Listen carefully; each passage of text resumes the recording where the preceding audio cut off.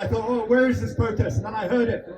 The closer I got, the bigger it got. And it's a beautiful, really beautiful thing to see. My name is Simon Assaf. I'm part of a magazine called The Public Source in Lebanon. We normally do investigative work on corruption within the Lebanese ruling class, but we've now turned all our attention to being part of the resistance to this total war that they've launched on our country and on our Palestinian brethren. Let's be really clear. Over the past year, there's really two strategies that I think have become into sharp focus about what the Israelis plan for Palestine and for Lebanon and for the region as a whole. The first thing is they are fully committed to the Balfour Declaration, to the colonial settlement of Palestine, to the ethnic cleansing of all the lands of Palestine, but they've now added South Lebanon to this. Now they want South Lebanon as well. And that section of the Zionists who are driving Israeli policy, who are in charge of the Israeli military, are now also talking about expanding Israel's borders to include parts of Syria, parts of Jordan, parts of Egypt, and even parts of Saudi Arabia. And we might think, wow, this is really far-fetched. But actually, this is how they're thinking. This, for them, is a war without end. The Jerusalem Post put it really well, the Israeli newspaper. It says we're still yet to define what the borders of Israel are. They are wanting to grab as much territory as they can, and anyone who stands in their way, they want to annihilate. The second part of the strategy is a move away from something they call the Dahir doctrine. Dahir is the working class neighborhood of South Beirut that they pummeled in 2006. The Dahir doctrine was any area that supports the resistance, we are going to destroy. They now have what they call the Gaza doctrine.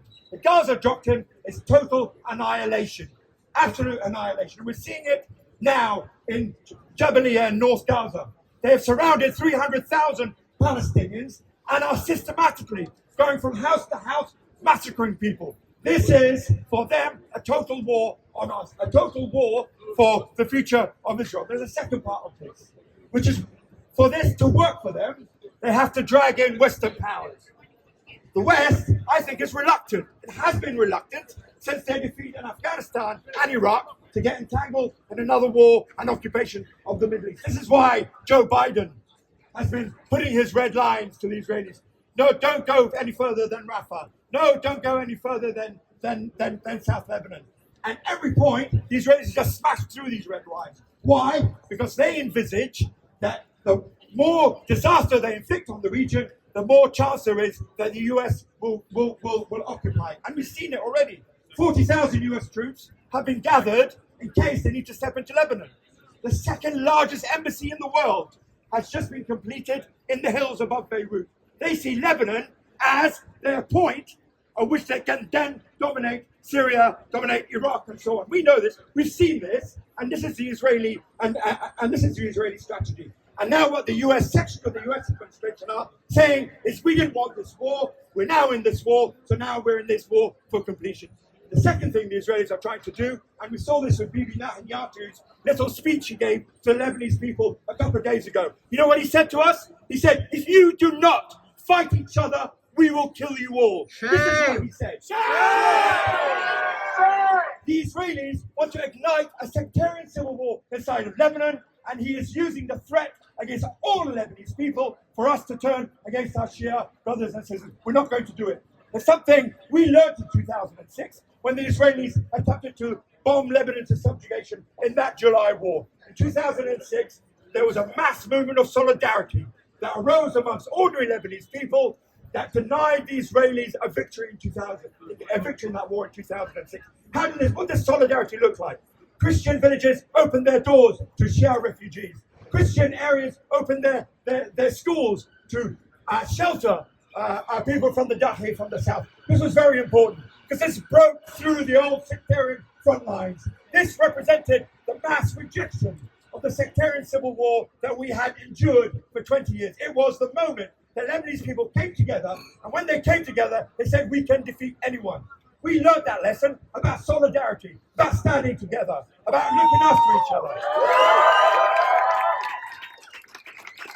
And the Israelis also learned that lesson as well. And the lesson they learned is that they're now no longer any red lines inside of Lebanon. So if you look now in the south, they've not just attacked Shia villages, they've destroyed Christian villages, they're attacking Sunni villages, they've even begun to attack the Jews villages in the mountains overlooking Beirut, completely outside the area of Hezbollah. They now also begun attacking Christian areas. You know what they're doing? They're telephoning buildings in areas in Christian East Beirut and various other areas, and they're saying, if you house Shia or Palestinian refugees, we will demolish your building. They are threatening all of the Lebanese, and they're threatening us all with total war. And they are doing it. And we see what they are doing.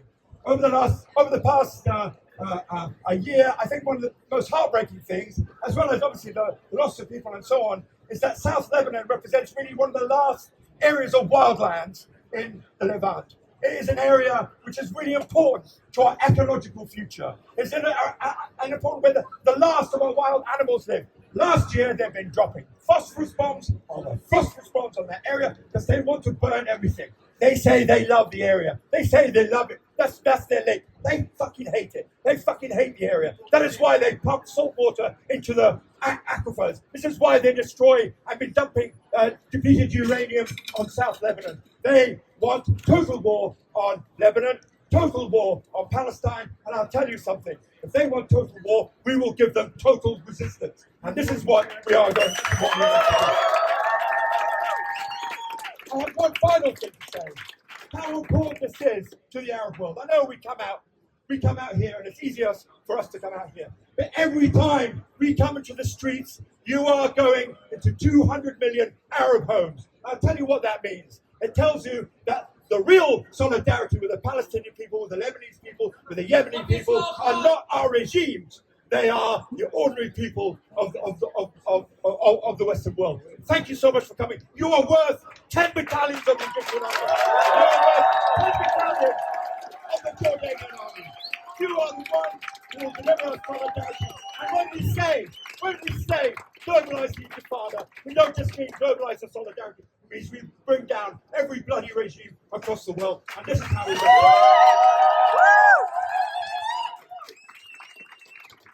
Another round of applause for Simon.